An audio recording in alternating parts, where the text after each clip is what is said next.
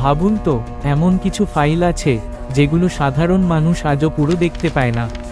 কোথাও রহস্য, কোথাও নেতাজির অন্তর্ধান, আবার তাজমহলের এমন দরজা যা বছরের পর বছর বন্ধ। সরকার কি সত্যিই কিছু লুকিয়ে রেখেছে, নাকি সবটাই গুজব? 2023 সালে আমেরিকার কংগ্রেসের সাবেক সামরিক অফিসাররা দাবি করেন, আকাশে এমন কিছু বস্তু দেখা গেছে যেগুলোর প্রযুক্তি মানুষের তৈরি নয়। অনেক ইউএফও ফাইল পড়ে ডিক্লাসিফাই করা হলেও এখনও বহু রিপোর্ট সম্পূর্ণ প্রকাশ করা হয়নি। কেউ বলে এলিয়েন, কেউ বলে সিক্রেট মিলিটারি টেকনোলজি, কিন্তু আসল সত্যিটা আজও রহস্য। নেতাজি সুভাষচন্দ্র বসুর মৃত্যু নিয়ে রহস্য আজও শেষ হয়নি।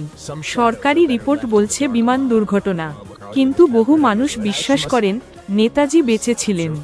ভারতের গোপন ফাইল বহু বছর ধরে সাধারণ মানুষের কাছ থেকে লুকিয়ে রাখা হয়েছিল।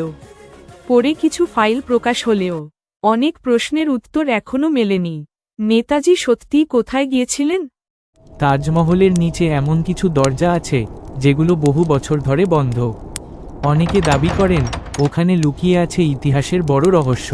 কেউ বলে গোপন কক্ষ, কেউ বলে পুরনো মন্দিরের চিহ্ন, কিন্তু আর্কিওলজিক্যাল সার্ভে অফ ইন্ডিয়া জানায় নিরাপত্তা ও সংরক্ষণের কারণেই দরজাগুলো বন্ধ রাখা হয়েছে। তাহলে সত্যিটা কি? এই রহস্যগুলোর কিছু হয়তো সত্যি, আবার কিছু হতে পারে শুধু মানুষের কল্পনা। কিন্তু একটা বিষয় নিশ্চিত, অজানা জিনিস মানুষকে সবসময় টানে।